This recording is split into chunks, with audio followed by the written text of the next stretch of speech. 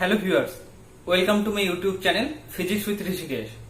দেখো, লাস্ট কয়েকটা ক্লাস ধরে আমরা হিট এবং থার্মোডাইনামিক্স এই সিরিজটা আমরা শেষ করেছি। আজকের ক্লাসটা এবং নেক্সট ক্লাসটা হবে আমরা হিট এবং থার্মোডাইনামিক্স এর উপরে কিছু ইম্পর্টেন্ট 20টা কোশ্চেন সলভ করবো। 20টা, দুদিনে 10টা 10টা করে একটা সিরিজ শেষ করব। আচ্ছা, তারপরে আমরা কি করব, দুদিন আমরা 10টা 10টা করে 20টা মেকানিক্স এর ইম্পর্টেন্ট হার্ড কোশ্চেন সলভ করব। যারা বলছো যে কোশ্চেন গুলো অনেকটা ইজি হয়ে যাচ্ছে বা তেমন মজা পাচ্ছ না, তো আমরা নেক্সট দুদিন আমরা 10টা 10টা 20টা কোশ্চেন আমরা সলভ করবো মেকানিক্স এর হার্ড কোশ্চেন। তো তোমরা ভিডিওগুলো দেখো, কেমন লাগছে জানাও, যার যেখানে প্রবলেম হচ্ছে আমাকে কমেন্ট করে জানাও, আর বন্ধুদের মধ্যে শেয়ার করে দাও, চ্যানেলটাকে সাবস্ক্রাইব করে দাও, আর যদি ভালো লাগে তো একটা লাইক করে দাও। চলো আজকে ভিডিওটা আমরা স্টার্ট করি। Let's start. দেখো, আজকে ফার্স্ট কোশ্চেন কি বলছে, if 1 mole of a monoatomic gas যার গামার ভ্যালু দিয়ে দিয়েছে 5/3 is mixed with 1 mole of a diatomic gas গামার value 7/5, the value of gamma for the mixture is. প্রথমেই বলি, এক্সামে গামার ভ্যালু প্রোভাইড নাও করতে পারে, তো মোনোঅ্যাটমিক গ্যাস এবং ডায়াটমিক গ্যাসের ক্ষেত্রে গামার ভ্যালু আমাদেরকে মনে রাখতে হবে। আচ্ছা, এরপর কি জানতে চেয়েছে, value of the gamma for the mixture, মিক্সচারের গামার ভ্যালু কত। দেখো, আমরা যখন থিওরি ক্লাস করেছিলাম থার্মোডাইনামিক্সে, তখন আমরা মিক্সচারের গামার ভ্যালু, আমরা যে ফর্মুলাটা ডিরাইভ করেছিলাম সেটা কেমন ছিল, gamma mixture equal to μ1 gamma 1 into gamma 2 minus 1 plus μ2 gamma 2 into gamma 1 minus 1 divided by কি ছিল, μ1 gamma 2 minus 1 plus μ2 gamma 1 minus 1। এটা ছিল আমার ফর্মুলা। এবার আমি কি করছি, উপর নিচে আমি আমি গামা 1 মাইনাস 1 এবং গামা 2 মাইনাস 1 এই দুয়ের গুণফল দিয়ে আমি উপর নিচে ভাগ করছি। তাহলে কি পাবো, μ1 gamma 1 by gamma 1 minus 1 plus μ2 gamma 2 by gamma 2 minus 1 divided by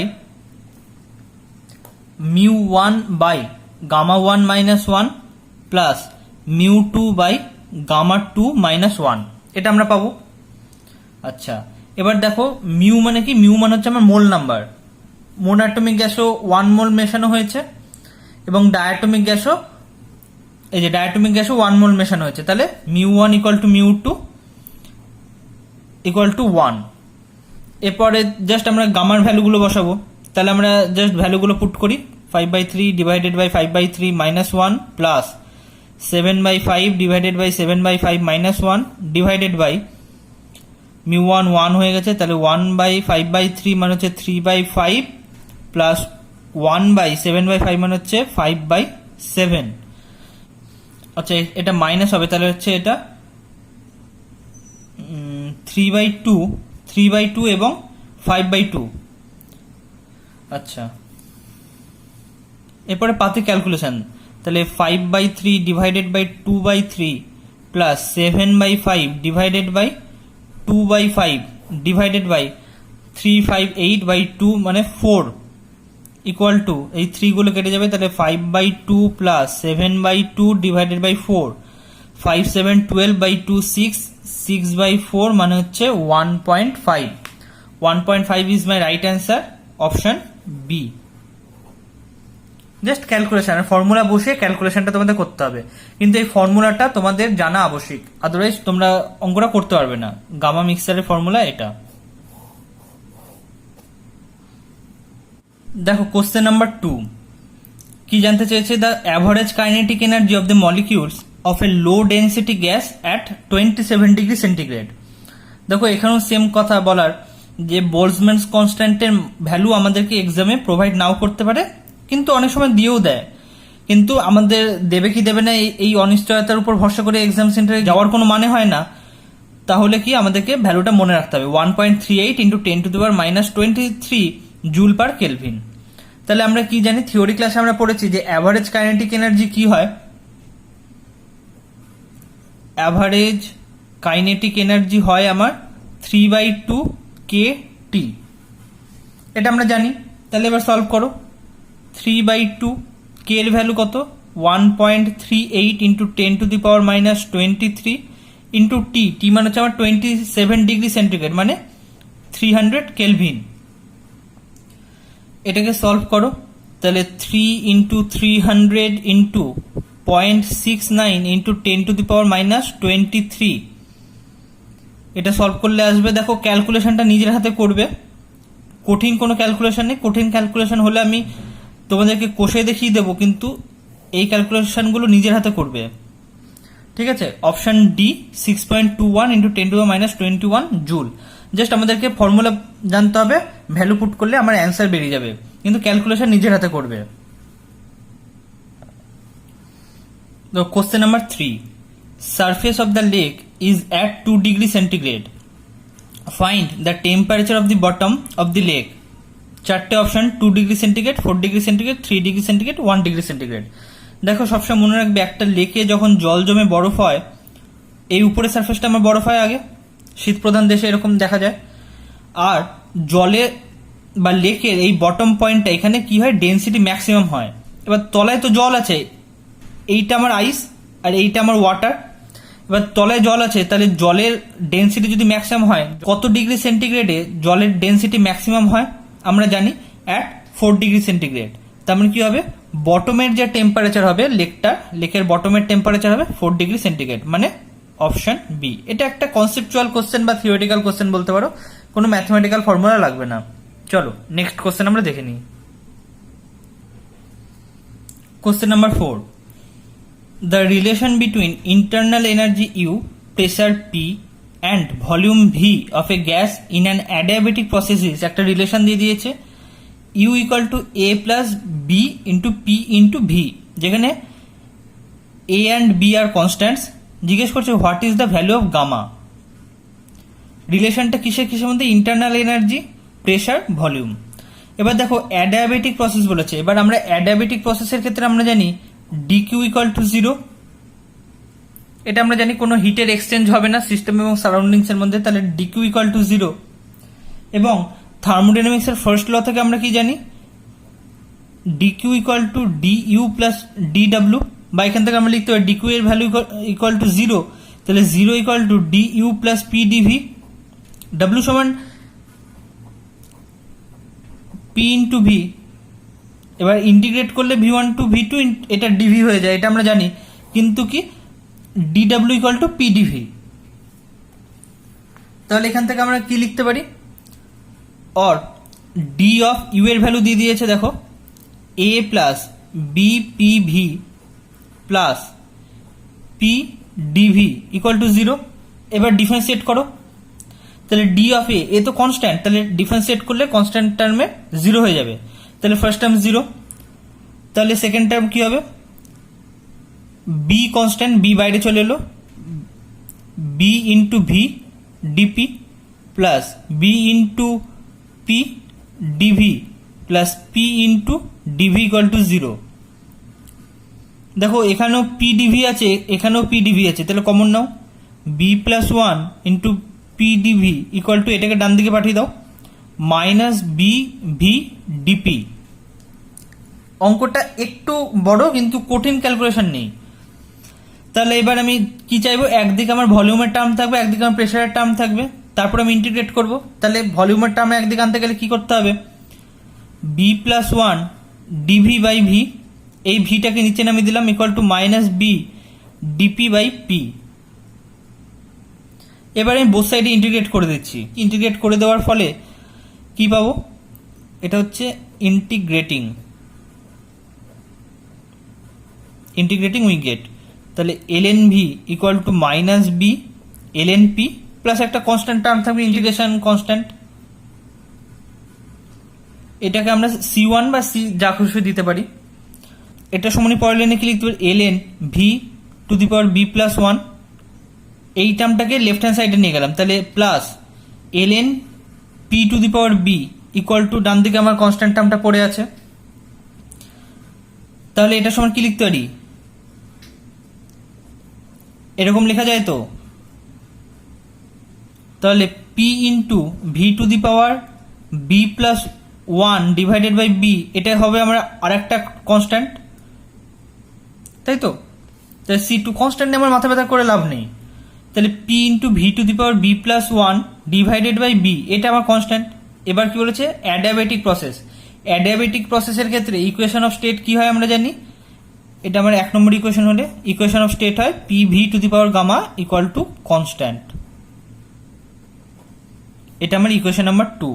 তাহলে এই দুটো ইকুয়েশনকে আমি যদি কম্পেয়ার করি তাহলে গামা সমান কি পাবো? বি প্লাস 1 বাই বি, মানে অপশন বি। কোশ্চেন নাম্বার 5 কি বলছে?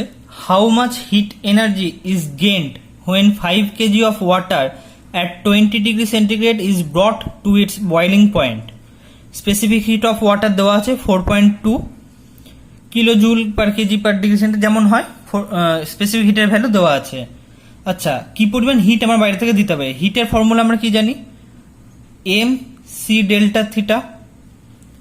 খুব ইজি একটা অঙ্ক। দেখো এম এর ভ্যালু কত? 5 kg. C specific heat of water কত?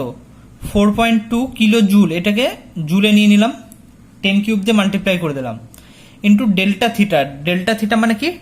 Change in temperature. দেখো আগে ওয়াটারের টেম্পারেচার ছিল 20 degree centigrade, is ব্রট to its boiling point. Boiling point of water কত? 100 ডিগ্রি সেন্টিগ্রেড। তাহলে চেঞ্জ ইন টেম্পারেচার কত? 80। আমি আগেও বলেছি যে যখন আমার চেঞ্জ ইন টেম্পারেচার থাকবে তখন আমার ডিগ্রি সেন্টিগ্রেডও যা, কেলভিনও তাই। তাহলে এটাকে মাল্টিপ্লাই করো, মাল্টিপ্লাই করলে পাবে 1680 into 10 cube joule, that means 1680 kilo joule. Option A. দেখো question number 6। Question number 6 solve করার আগে একবার বলি, যাদের ভিডিওটা ভালো লাগছে একটা লাইক করো। দেখো তোমাদের জন্য রেগুলার নতুন ভিডিও আসছে, যাতে তোমাদের হেল্প হয় একটু হলেও। তো ভালো লাগলে লাইক করো, বন্ধুদের শেয়ার করে দাও, আর যারা এখনো সাবস্ক্রাইব করোনি সাবস্ক্রাইব করে দাও চ্যানেলটাকে। আর তোমরা কি টপিকের উপর ভিডিও চাইছো আমাকে জানাতে পারো, বা পার্টিকুলার কোন টপিক বা কোন চ্যাপ্টারের উপর ভিডিও চাইছো আমাকে জানাতে পারো কমেন্ট করে, কোনো অসুবিধা নেই, আমি সেটার উপরেই ভিডিও বানানোর চেষ্টা করব। কিন্তু একটা সিকোয়েন্স মেনে তো চলছি, সেটাকে ফলো করতে হয় আমাকে। তাহলে মানে রেগুলারই তোমরা নতুন নতুন অঙ্কে সলভ পাচ্ছ, কনসেপ্ট পাচ্ছ। লাইক করা তো এক্সপেক্টেড, তো আর বন্ধুদের শেয়ার করে দাও। চলো দেখে নি কোশ্চেন নাম্বার 6 কি বলছে। When a bimetallic strip is heated, it, তারপর 4টে option, does not bend at all, gets twisted in the form of an helix, bends in the form of an arc with the more expandable metals outside, or bends in the form of an arc with the more expandable metal inside. দেখো একটা বাইমেটালিক strip যখন থাকে সেটা কেমন হয়, ডায়াগ্রামিকে বোঝালে তোমাদের সুবিধা হবে। ধরো এটা আমার একটা বাইমেটালিক স্ট্রিপ, যেখানে আমি দুটো মেটাল ইউজ করেছি, একটা হচ্ছে এ মেটাল, একটা বি মেটাল।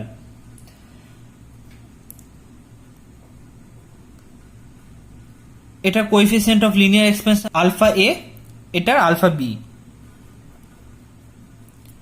এবার কি বলেছে? It does not bend at all. এবার দুটোরই যদি আলফা আলাদা হয়, alpha A not equal to alpha B, সেক্ষেত্রে কি হবে? যদি তুমি হিট করো এই বাইমেটালিক স্ট্রিপটাকে, তাহলে সেটা কোনো একদিকে বেঁকবে। এবার কোন দিকে বেঁকবে আমরা দেখে নিই। আর সেকেন্ড অপশন আছে gets twisted in the form of an helix. হেলিক্সের ফিগার কেমন হয়? এরকম। এরকম বেঁকার কোনো প্রশ্নই আসে না। তার মানে কি আমার অ্যান্সার হবে option c or option D.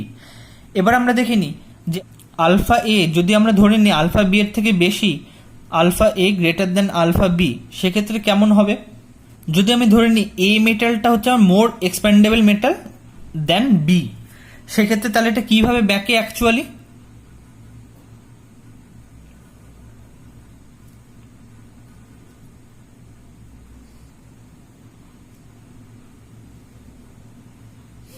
দেখো এই পার্টটা হবে আমার এ মেটাল, যেটা একটু বেশি বেঁকবে, মানে মোর এক্সপ্যান্ডেবল। এই শেডেড পার্টটা হবে আমার এ মেটাল, এবং এই পার্টটা হবে আমার বি মেটাল। তাহলে কি হবে? Option C, bends in the form of an arc with the more expandable metal outside. দেখো এটা যদি বাইরের দিকেই ব্যাকে, তাহলে কি বেশি পরিমাণে এক্সপ্যান্ড হবে দেন বি। তার মানে এর এক্সপ্যান্ড তো করার ক্ষমতা বেশি, আলফা এর ভ্যালু বেশি, তার মানে কি এটা বেশি এক্সপ্যান্ড করবে। আর এই এ মেটালটা থাকবে বাইরের দিকে, তার মানে option c. Question number 7, when 1 kg of ice at 0 degree centigrade melts to water at 0 degree centigrade, the resulting change in its entropy taking latent heat of ice to be 80 calorie per degree centigrade is।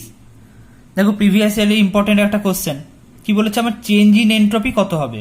Change in এন্ট্রপির formula আমরা আগের দিন দেখেছি, যেটা আমি বলেছিলাম কি এটা হচ্ছে আমার সেকেন্ড ল অফ থার্মোডাইনামিক্স এর ম্যাথমেটিক্যাল ফর্ম। ডেল্টা এস এটা হচ্ছে আমার change in entropy equal to delta Q divided by T. দেখো বরফ আমার কি হয়েছে, 1 কেজির বরফ আছে 0 ডিগ্রি সেন্টিগ্রেডে, এটা কি হয়েছে গলে জলে পরিণত হয়েছে, টেম্পারেচার কিন্তু আমার 0 ডিগ্রি সেন্টিগ্রেডই আছে।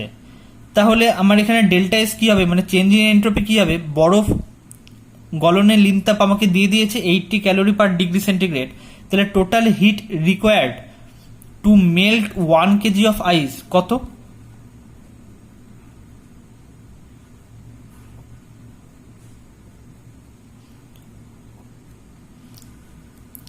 ওয়ান কেজি থেকে আমাকে গ্রামে নিয়ে যেতে হবে, কারণ আমাকে সব কিছুই দেখো ইউনিটগুলো আমার সিজিএসে আছে, আমাকে অ্যান্সারও সিজিএস ইউনিটেই বের করতে হবে। তাহলে 1 কেজি মানে 1000 গ্রাম, তাহলে 10 কিউব ইন্টু 80 এত ক্যালোরি আমার হিট লাগছে, ডিভাইডেড বাই টেম্পারেচার কত 0 ডিগ্রি সেন্টিগ্রেড। 0 ডিগ্রি সেন্টিগ্রেড তো আর লেখা যাবে না, আমাকে সেন্টিগ্রেড থেকে কেলভিন স্কেলে কনভার্ট করতে হবে, তাহলে 273 কেলভিন। তাহলে দেখো এটা ইউনিট হবে ক্যালোরি পার কেলভিন। তাহলে এটা তোমরা সলভ করবে, তোমরা পাবে 293 ক্যালোরি পার কেলভিন। জাস্ট একদম পেতে ভাগ করবে 80, তারপর 3টে শূন্য, তার ডিভাইডেড বাই 273। এরপরে যেমন করে আমরা ভাগ করি সেভাবে ভাগ করবে, তোমরা পেয়ে যাবে option A is my right answer. দেখো আর একটা ফর্মুলা বেসড কোশ্চেন, কি জানতে চেয়েছে আগে ইনফরমেশনটা বলে দিই। 1 mole of a monoatomic gas is mixed with 4 moles of a diatomic gas. এবার জানতে চেয়েছে what is the molar specific heat of the mixture at constant volume, মানে কনস্ট্যান্ট ভলিউমে মোলার স্পেসিফিক হিট, মানে আমাকে সিভির ভ্যালু বার করতে বলেছে। এবার দেখো এটার ফর্মুলাটা আমরা ডিরাইভ করেছিলাম যখন আমরা কনসেপ্ট ক্লিয়ারিং ক্লাসটা করেছিলাম। মিক্সচারের সিভি সেটা কেমন হয়, সিভি মিক্সচার দিয়ে যদি আমি ডিনোট করি তাহলে কি হবে, N1 CV1 plus N2 CV2 divided by N1 plus N2। এখানে N1 N2 এগুলো হচ্ছে আমার মোল নাম্বার, মানে কত মোলের সঙ্গে কত মোল মেশানো হয়েছে। আর CV1 CV2 দেখো এখানে কিন্তু আমাকে গিভেন করেনি, প্রোভাইড করেনি, আমাকে মনে রাখতে হবে। মোনোঅ্যাটমিক গ্যাসের ক্ষেত্রে সিভি এর ভ্যালু কত হয়, আমি এগুলো তোমাদের চার্ট করে দিয়েছিলাম 3/2R, এবং ডায়াটমিক গ্যাসের ক্ষেত্রে সিভির ভ্যালু কত হয় 5/2R। এবার জাস্ট ভ্যালু পুট করো, অ্যান্সার বের করে নাও।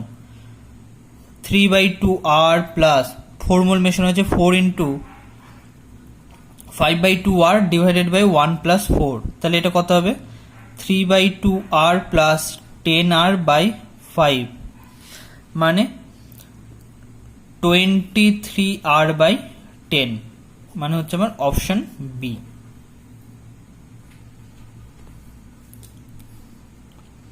দেখো question number 9, A monoatomic gas at pressure P1 and volume V1 is compressed adiabatically to 1/8 of its original volume. What is the final pressure of the gas?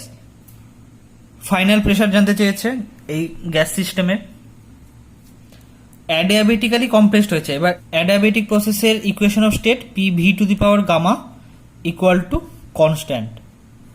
তারপরে এখান থেকে আমরা লিখতে পারি P1 V1 to the power gamma equal to P2 V2 to the power gamma. তাহলে কি জানতে চেয়েছে final pressure of the gas, তাহলে P2 আমাকে বের করতে হবে, তাহলে P2 equal to P1 into V1 by V2 whole to the power gamma, তাহলে equal to P1 into volume কি হয়েছে আগে যা ছিল তার 1/8 হয়ে গেছে, তাহলে V1 থাকলে এখন V1/8। আর মোনোঅ্যাটমিক গ্যাসের ক্ষেত্রে গামার ভ্যালু কত আমি তোমাদের বলে দিয়েছিলাম, চার্ট করে দিয়েছিলাম 5/3। এবার তাহলে সলভ করো, তাহলে P1 ইন্টু দেখো v1 কেটে যাবে 8⁵/3। 8 মানে কি জানি 2 কিউব, তাহলে 3 কেটে যাবে, তাহলে 2⁵ ইন্টু p1, 2⁵ মানে 32 p1 মানে হচ্ছে অপশন ডি। আজকের লাস্ট কোশ্চেন নাম্বার 10 কি জানতে চেয়েছে, half mole of an ideal monoatomic gas is heated at constant pressure of 1 atmosphere from 20°C to 90°C. Work done by gas is close to, দেখো gas কনস্ট্যান্টের value দিয়ে দিয়েছে, আর এর ভ্যালু মানে universal gas constant 8.31 joule per mole kelvin. চারটে option দিয়ে দিয়েছে।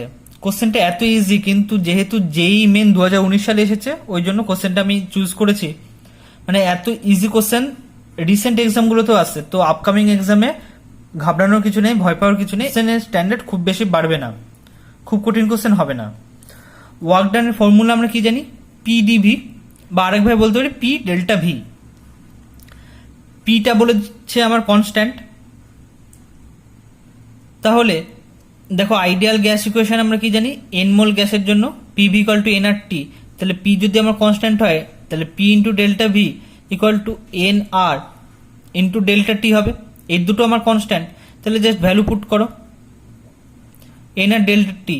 এবার এন এর ভ্যালু কত, হাফ মোল বলেছে, তাহলে এন এর ভ্যালু হাফ, আর এর ভ্যালু প্রোভাইড করে দিয়েছে 8.31, এবং চেঞ্জ ইন টেম্পারেচার কত 20 থেকে 90°C হয়েছে মানে 70, তাহলে 8.31 ইন্টু 35 করে দেখো আসবে 291 জুল, মানে option b is the right answer.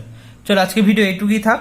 Next ক্লাসে এই সিরিজেরই আমরা সেকেন্ড পার্ট নিয়ে আমরা হাজির হব, যেখানে কোশ্চেন নাম্বার 11 থেকে কোশ্চেন নাম্বার 20 অব্দি ডিটেল সলিউশন থাকবে প্রিভিয়াস ইয়ারের কোশ্চেন বা ইম্পর্টেন্ট কোশ্চেনের। চলো আজকে ভিডিও এইটুকুই থাক, থ্যাংক ইউ।